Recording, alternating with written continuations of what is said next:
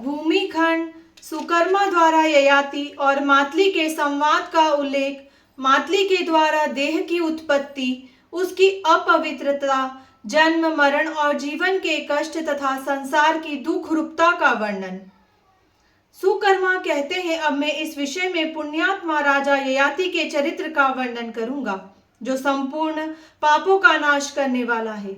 सोमवंश में एक नहुष नाम के राजा हो गए हैं। उन्होंने अनेकों दान धर्मों का अनुष्ठान किया, जिनकी कहीं तुलना नहीं है। उन्होंने अपने पुण्य के प्रभाव से इंद्रलोक पर अधिकार प्राप्त किया था। उन्हीं के पुत्र राजा ययाति हुए, जो शत्रुओं का मान मर्दन करने वाले थे।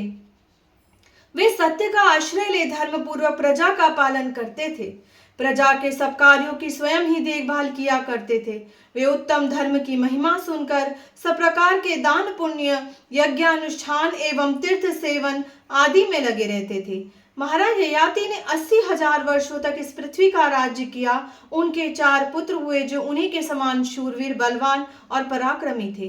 तेज और पुरुषार्थ में भी वे पिता की समानता करते थे। इस प्रकार ययाति ने दीर्घकाल तक धर्म पूर्वक राज्य किया। एक समय की बात है, ब्रह्मा जी के पुत्र नारद जी इंद्रलोक में गए। उन्हें आया देख इंद्र ने भक्ति पूर्वक मस्तक झुकाकर प्रणाम किया और मधुपर्क आदि से उनकी पूजा करके उन्हें एक पवित्र आसन पर बिठाया। तत्पश्चात वे उन महामुनि से पूछने लगे, देवर्षि, किस लोक से आपका यहाँ आना हुआ है तथा यहाँ पदार्पण करने का क्या उद्देश्य है? नारद जी ने कहा, मैं इस समय भूलोक से आ रहा हूँ। नहुष पुत्र ययाति से मिलकर अब आपसे मिलने के लिए आया हूँ। इंद्र ने पूछा, इस समय पृथ्वी पर कौन राजा सत्य और धर्म के अनुसार प्रजा का पालन करता है? कौन सब धर्मों से युक्त, विद्वान, ज्ञानवान, गुणी, ब्राह्मणों के कृपा पात्र, ब्राह्मण भक्त, वेद वेता, शूरवीर, दाता, यज्ञ करने वाला और पूर्ण भक्तिमान है? नारद जी ने कहा, नहुष के बलवान पुत्र ययाति इन गुणों से युक्त है। वे अपने पिता से भी बड़े चढ़े हैं। उन्होंने 100 अश्वमेध और 100 वाजपेयी यज्ञ किए हैं। भक्ति पूर्वक अनेक प्रकार के दान दिए हैं। उनके द्वारा लाखों करोड़ों गोए दान में दी जा चुकी है। उन्होंने कोटि होम तथा लक्ष होम भी किए हैं। ब्राह्मणों को भूमि आदि का दान भी दिया है। उन्होंने ही धर्म के संगोपाक स्वरूप का पालन किया है। ऐसे गुणों से युक्त नहुष पुत्र राजा ययाति 80,000 वर्षों से सत्य धर्म के अनुसार विधिवत राज्य करते आ रहे हैं। इस कार्य में वे आपकी समानता करते हैं। सुकर्मा कहते हैं, मुनीश्वर, नारद के मुख से ऐसी बात सुनकर बुद्धिमान इंद्र कुछ सोचने लगे। वे ययाति के धर्म पालन से भयभीत हो उठे थे। उनके मन में यह बात आई कि पूर्व काल में राजा नहुष 100 यज्ञों के प्रभाव से मेरे इंद्र पर अधिकार करके देवताओं के राजा बन बैठे थे। शची की बुद्धि के प्रभाव से उन्हें पद भ्रष्ट होना पड़ा था। ये महाराज ययाति भी ऐसे ही सुने जाते हैं। इसमें तनिक भी संदेह नहीं है कि ये इंद्र पर अधिकार कर लेंगे। अतः जिस किसी उपाय से संभव हो उन्हें स्वर्ग में लाऊंगा। ययाति से डरे हुए देवराज ने ऐसा विचार करके उन्हें बुलाने के लिए दूत भेजा। अपने सारथी मातली को विमान के साथ रवाना किया। मातली उस स्थान पर गए जहां नहुष पुत्र धर्मात्मा ययाति अपने राजसभा में विराजमान थे। सत्य ही उन श्रेष्ठ नरेश का आभूषण था। देवराज के सारथी ने उनसे कहा, राजन, मेरी बात सुनिए। देवराज इंद्र ने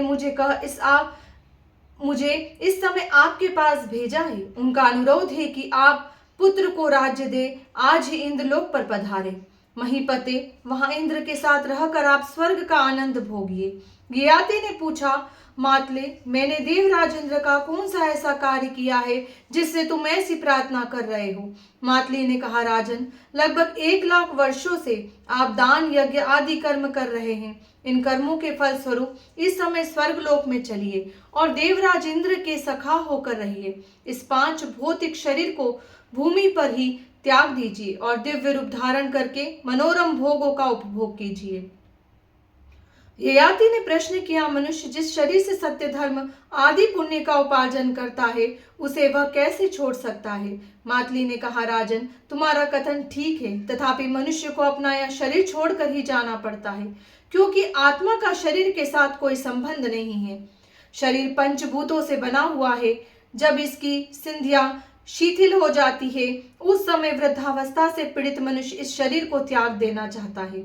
ययाति ने पूछा, साधु श्रेष्ठ, वृद्धावस्था कैसे उत्पन्न होती है तथा वह क्यों शरीर को पीड़ा देती है? इन सब बातों को विस्तार से समझाइए। मातली ने कहा, राजन, पंचभूतों से शरीर का निर्माण हुआ है तथा 5 विषयों से यह घिरा हुआ है। वीर्य और रक्त का नाश होने से प्रायः शरीर खोखला हो जाता है, उसमें प्रचंड वायु का प्रकोप होता है, इससे मनुष्य का रंग बदल जाता है, वह दुख से संतप्त और हतबुद्धि हो जाता है। जो स्त्री देखी सुनी होती है, उसमें चित्त आसक्त होने से वह सदा भटकता रहता है।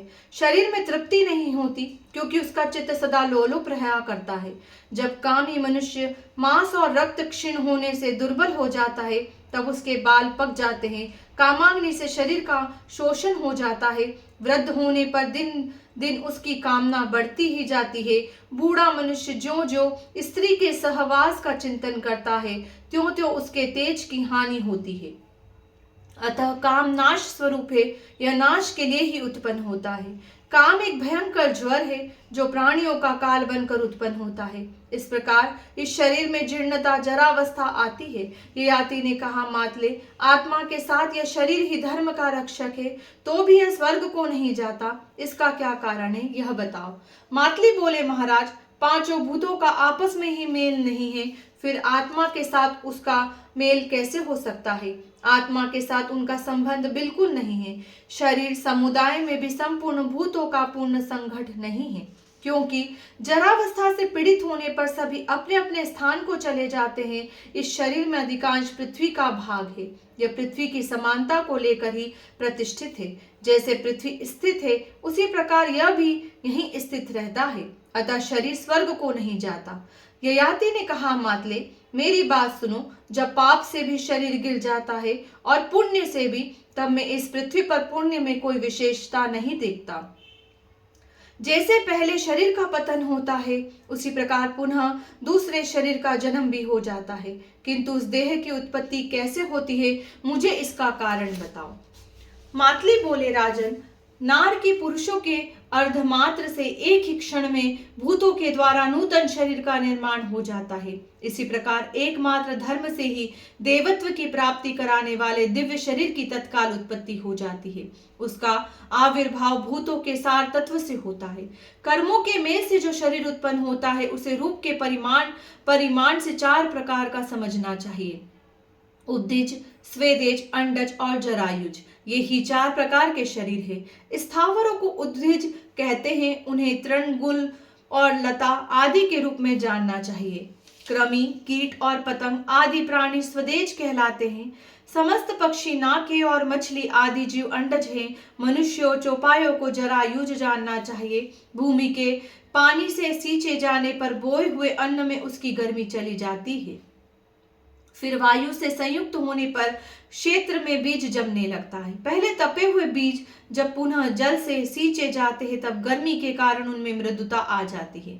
फिर वे जड़ के रूप में बदल जाते हैं। उस मूल से अंकुर की उत्पत्ति होती है। अंकुर से पत्ते निकलते हैं, पत्ते से तना, तने से कांड, कांड से प्रभव, प्रभव से दूध और दूध से तंडुल उत्पन्न होता है।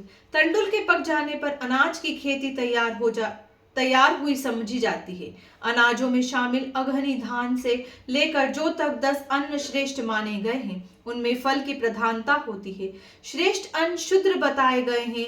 भक्ष्य, भोज्य, पेय, लेह, चौष्य और खाद्य, ये अन्न के 6 भेद हैं तथा मधुर आदि 6 प्रकार के रस हैं। देहधारी उस अन्न को पिंड के समान कोर या ग्रास बनाकर खाते हैं। वह अन्न शरीर के भीतर उदर में पहुंचकर समस्त प्राणों को क्रमशः स्थिर करता है। खाए हुए अपक्व भोजन को वायु 2 भागों में बांट देती है। अन्न के भीतर प्रवेश करके उसे पचाती और पृथक पृथक गुणों से युक्त करती है। अग्नि के ऊपर जल और जल के ऊपर अन्न को स्थापित करके प्राण स्वयं जल के नीचे स्थित हो धीरे धीरे जठराग्नि को प्रज्वलित करता है।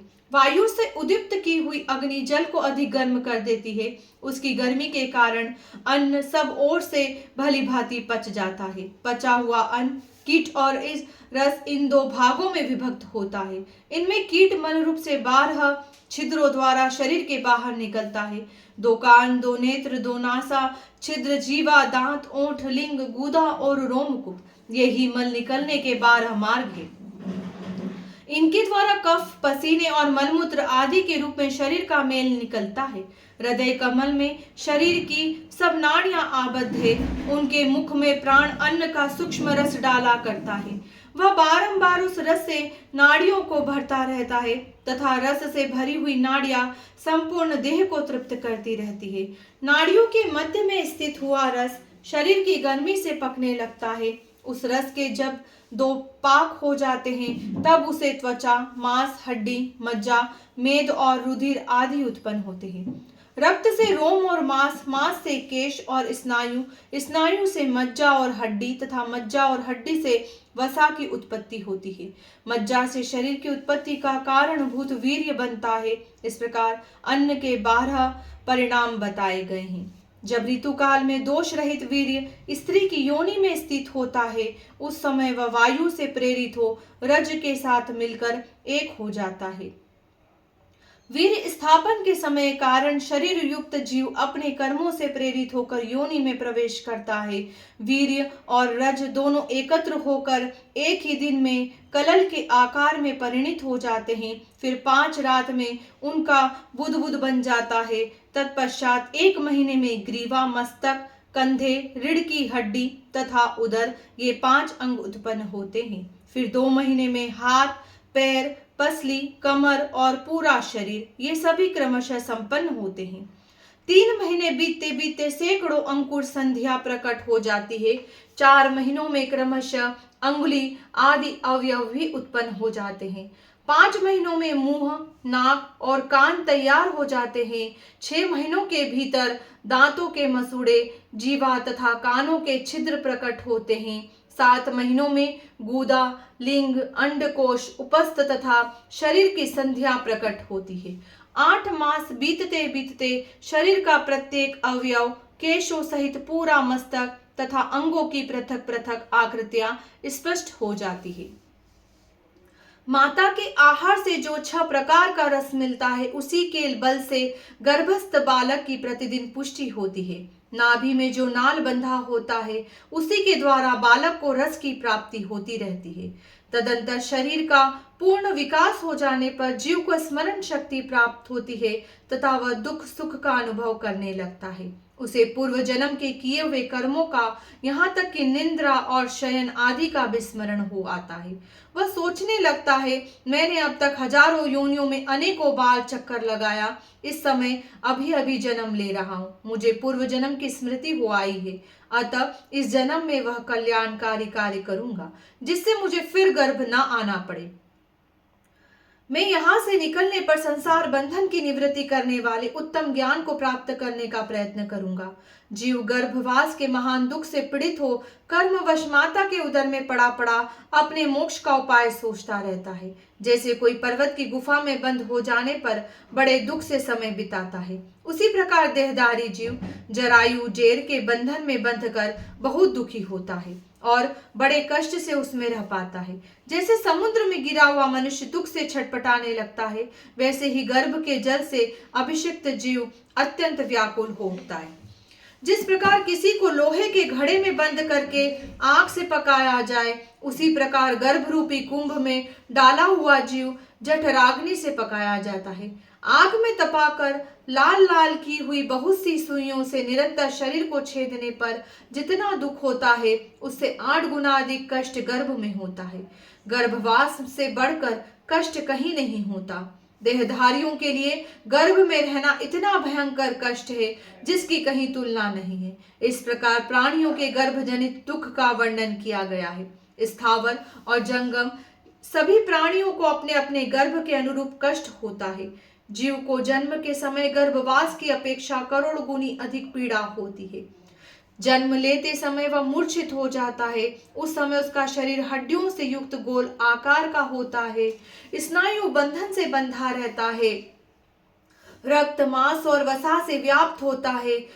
मल और मूत्र आदि अपवित्र वस्तुएं उसमें जमा रहती है, केश, रोम और नखों से युक्त तथा रोग का आश्रय होता है।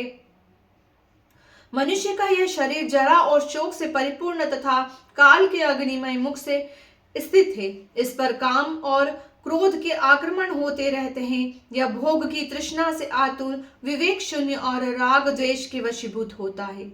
इस देह में 308 हड्डियां, 500 मांसपेशियां हैं, ऐसा समझना चाहिए। यह सब ओर से 3.5 करोड़ रोमों द्वारा व्याप्त है तथा स्थूल, सूक्ष्म एवं दृश्य अदृश्य रूप से उतनी ही नाड़ियां भी इसके भीतर फैली है।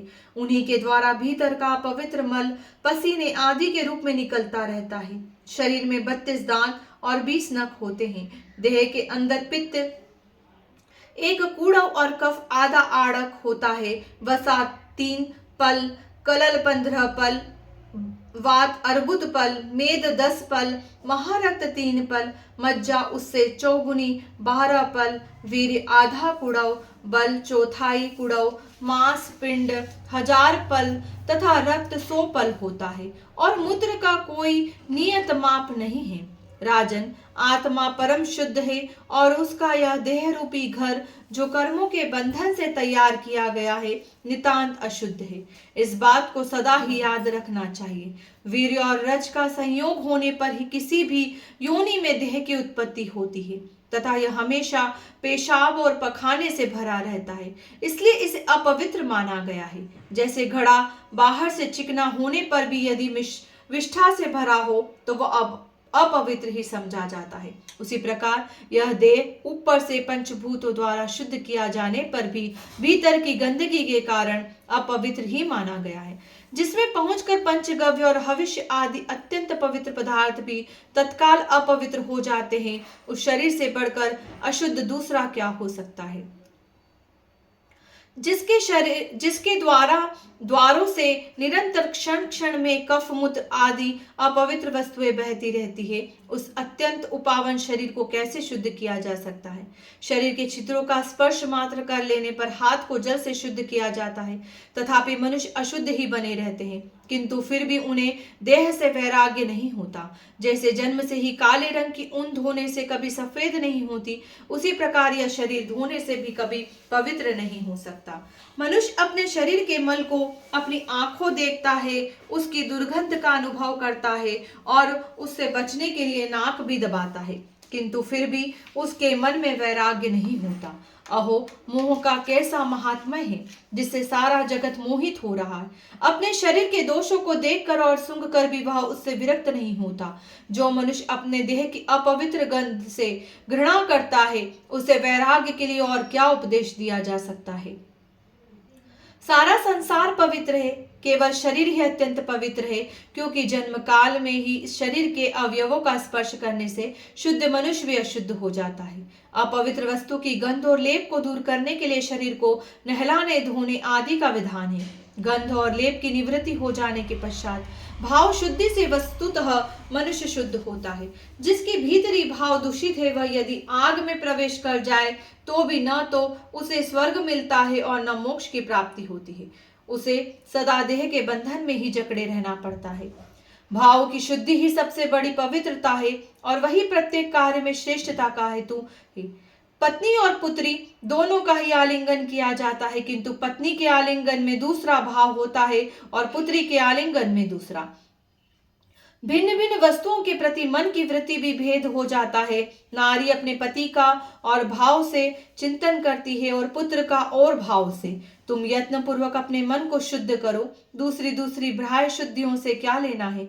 जो भाव से पवित्र है, जिसका अंतःकरण शुद्ध हो गया है, वही स्वर्ग तथा मोक्ष को प्राप्त करता है। उत्तम वैराग्य रूपी मिट्टी तथा ज्ञान रूप निर्मल जल से मांजने धोने पर पुरुष की अविद्या तथा रंग रूपी मलमूत्र का लेप नष्ट होता है। इस प्रकार इस शरीर को स्वभावतः अपवित्र माना गया है। केले के वृक्ष की भांति यह सर्वदा सारहीन है। अध्यात्म ज्ञान ही इसका सार है। देह के दोषों को जानकर जिसे इससे वैराग्य हो जाता है, वह विद्वान संसार सागर से पार हो जाता है। इस प्रकार महान कष्टदायक जन्मकालीन दुख का वर्णन किया गया है। गर्भ में रहते समय जीव को जो विवेक बुद्धि प्राप्त होती है वह उसके अज्ञान दोष से या नाना प्रकार के कर्मों की प्रेरणा से जन्म लेने के पश्चात नष्ट हो जाती है।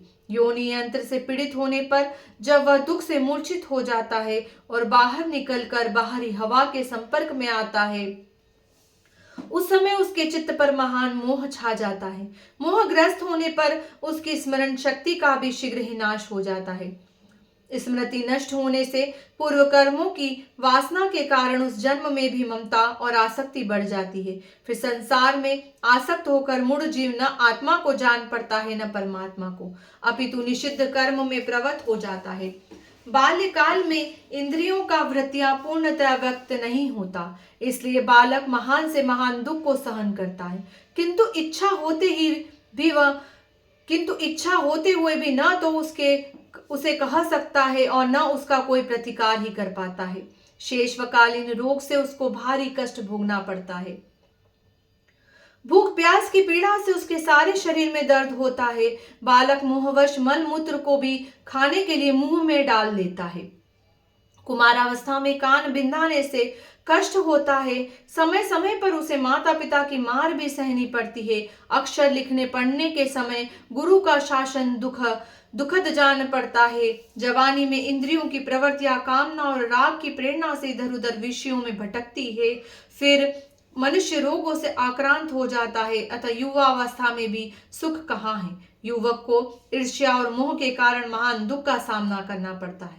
यह राग ईर्ष्यालु व्यक्ति के लिए केवल दुख का कारण होता है। कामाग्नि से संतप्त रहने के कारण उसे रात भर नींद नहीं आती। दिन में भी अर्थोपार्जन की चिंता से सुख कहाँ मिलता है। कीड़ों से पीड़ित कोढ़ी मनुष्य को अपनी कोढ़ खुजलाने में जो सुख प्रतीत होता है वही स्त्रियों के साथ संभोग करने में भी है। जवानी के बाद जब वृद्धावस्था मनुष्य को दबा देती है तब असमर्थ होने के कारण उसे पत्नी पुत्र आदि बंधु बांधव तथा दुराचारी भृत्य भी अपमानित कर बैठते हैं। बुढ़ापे से आक्रांत होने पर मनुष्य धर्म अर्थ काम और मोक्ष इनमें से किसी का भी साधन नहीं कर सकता। इसलिए युवावस्था में ही धर्म का आचरण कर लेना चाहिए। प्रारंभ कर्म का क्षय होने पर जो जीवों का भिन्न भिन्न देहों से वियोग होता है उसी को मरण कहा गया है। वास्तव में जीव का नाश नहीं होता। मृत्यु के समय जब शरीर के मर्म स्थानों का उच्छेद होने लगता है और जीव पर महान मोह छा जाता है, उस समय उसको जो दुख होता है उसकी कहीं भी तुलना नहीं है। वह अत्यंत दुखी होकर हाय बाप, हाय मियाँ, हा प्रिय आदि की पुकार मचाता हुआ बारंबार विलाप करता है। जैसे सांप मेंढक को निगल जाता है उसी प्रकार वह सारे संसार को निगलने वाली मृत्यु का ग्रास बना हुआ है। भाई बंधुओं से उसका साथ छूट जाता है। प्रियजन उसे घेर कर बैठे रहते हैं। वह गरम गरम लंबी लंबी सांसें खींचता है जिससे उसका मुंह सूख जाता है। रह रह कर उसे मूर्छा आ जाती है। बेहोशी की हालत में वह जोर जोर से इधर उधर हाथ पैर पटकने लगता है। अपने काबू में नहीं रहता। लाज छूट जाती है और वह मलमूत्र में सना पड़ा रहता है। उसके कंठ ओठ और तालू सूख जाते हैं। वह बार बार पानी मांगता है। कभी धन के विषय में चिंता करने लगता है। हाय, मेरे मरने के बाद यह किसके हाथ लगेगा। यमदूत उसे कालपाश में बांधकर घसीट ले जाते हैं। उसके कंठ में घर घर आवाज होने लगती है। दूतों के देखते देखते उसकी मृत्यु होती है। जीव एक देह से दूसरी देह में जाता है। सभी जीव सवेरे मलमूत्र की हाजत का कष्ट भोगते हैं। मध्याह्न काल में उन्हें भूख प्यास सताती है और रात्रि में वे काम वासना तथा नींद के कारण क्लेश उठाते हैं। इस प्रकार संसार का सारा जीवन ही कष्टमय है। पहले तो धन को पैदा करने में कष्ट होता है, फिर पैदा किए हुए धन की रखवाली में क्लेश उठाना पड़ता है। इसके बाद यदि कहीं वह नष्ट हो जाए तो दुख और खर्च हो जाए तो भी दुख होता है। भला धन में सुख है ही कहाँ। जैसे देहधारी प्राणियों को सदा मृत्यु से भय होता है, उसी प्रकार धनवानों को चोर, पानी, आग, कुटुंबियों तथा राजा से भी हमेशा डर बना रहता है। जैसे मांस को आकाश में पक्षी, पृथ्वी पर हिंसक जीव और जल में मत्स्य आदि जंतु भक्षण करते हैं, उसी प्रकार सर्वत्र धनवान पुरुष को लोग नोचते खसोटते रहते हैं। संपत्ति में धन सबको मोहित करता उन्मत्त बना देता है। विपत्ति में संताप पहुंचता है और उपार्जन के समय दुख का अनुभव करता है। फिर धन को कैसे सुखदायक कहा जाए। हेमंत और शिशिर में जाड़े का कष्ट रहता है, गर्मी में दूसरा ताप से संतप्त होना पड़ता है और वर्षा काल में अतिवृष्टि तथा अल्पवृष्टि से दुख होता है। इस प्रकार विचार करने पर काल में भी सुख कहाँ है। यही दशा कुटुंब की भी है। पहले तो विवाह में विस्तार पूर्वक व्यय होने पर दुख होता है, फिर पत्नी जब गर्भ धारण करती है तब उसे उसका भार ढोने में कष्ट का अनुभव होता है। प्रसव काल में अत्यंत पीड़ा भोगनी पड़ती है तथा फिर संतान होने पर उसके मलमूत्र उठाने आदि में क्लेश होता है। इसके सिवा हाय मेरी स्त्री भाग गई, मेरी पत्नी की संतान अभी बहुत छोटी है, वह बेचारी क्या कर सकेगी, कन्या के विवाह का समय आ रहा है, उसके लिए कैसा वर मिलेगा, इत्यादि चिंताओं के भार से दबे हुए कुटुंबजनों को कैसे सुख मिल सकता है। राज्य में सुख कहाँ है। सदा संधि विग्रह की चिंता लगी रहती है। जहां पुत्र से भी भय प्राप्त होता है, वह सुख कैसा। एक द्रव्य की अभिलाषा रखने में कारण आपस में लड़ाने वाले कुत्तों की तरह प्राय सभी देहधारियों को अपने सजातियों से भय बना रहता है। कोई भी राजा राज्य छोड़कर वन में प्रवेश किए बिना इस भूतल पर विख्यात न हो सका। जो सारे सुखों का परित्याग कर देता है वही निर्भय होता है। राजन, पहनने के लिए दो वस्त्र हो और भोजन के लिए शेर भर अन्न, इतने में ही सुख है। मान सम्मान, छत्र छवर और राज्य सिंहासन तो केवल दुख देने वाले हैं। समस्त भूमंडल का राजा ही क्यों न हो, एक खाट के नाप की भूमि ही उसके उपभोग में आती है। जल से भरे हजारों घड़ों द्वारा अभिषेक कराना क्लेश और श्रम को ही बढ़ाना है। स्नान तो एक घड़े से भी हो सकता है। प्रातःकाल पूर्ववासियों के साथ शहनाई का मधुर शब्द सुनना अपने राजत्व अभिमान मात्र है। केवल यह कहकर संतोष लाभ करना कि मेरे महल में सदा शहनाई बजती है। समस्त आभूषण भार मात्र है। सब प्रकार के अंग रांग मेले के समान है। सारे गीत प्रलाप मात्र है और नृत्य पागलों की सी चेष्टा है। इस प्रकार विचार करके देखा जाए तो राजोचित भोगों से भी क्या सुख मिलता है। राजाओं का यदि किसी से युद्ध छिड़ जाए तो एक दूसरे को जीतने की इच्छा से वे सदा चिंता मग्न रहते हैं। नहुष आदि बड़े बड़े सम्राट भी राज्य लक्ष्मी के मद से उत्पन्न होने के कारण स्वर्ग में जाकर भी वहां से भ्रष्ट हो गए। भला लक्ष्मी से किसको सुख मिलता है। स्वर्ग में भी सुख कहाँ है। देवताओं में भी एक देवता की संपत्ति दूसरे की अपेक्षा बड़ी चढ़ी तो होती ही है।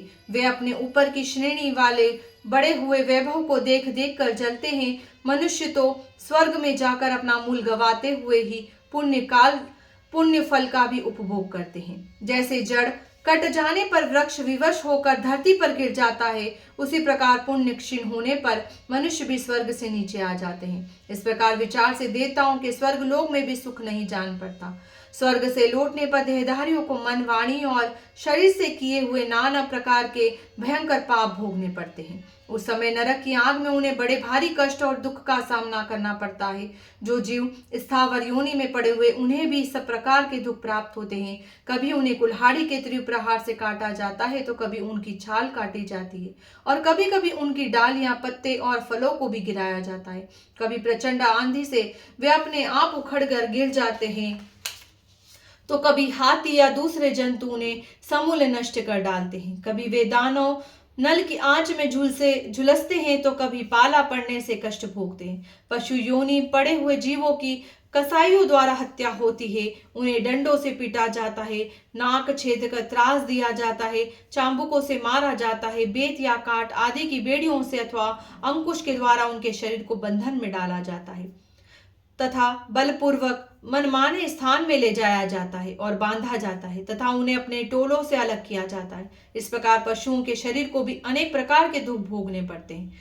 देवताओं से लेकर संपूर्ण चराचर जगत पूर्वोक्त दुखों से ग्रस्त है। इसलिए विद्वान पुरुष को सबका त्याग कर देना चाहिए। जैसे मनुष्य इस कंधे का भार उस कंधे पर लेकर अपने को विश्राम मिला समझता है, उसी प्रकार संसार के सब लोग दुख से ही दुख को शांत करने की चेष्टा कर रहे हैं। अतः सबको दुख से व्याकुल जानकर विचारवान पुरुष को परम निवेद धारण करना चाहिए। निर्वेद से परम वैराग्य होता है और उससे ज्ञान से परमात्मा को जानकर मनुष्य कल्याणमयी मुक्ति को प्राप्त होता है।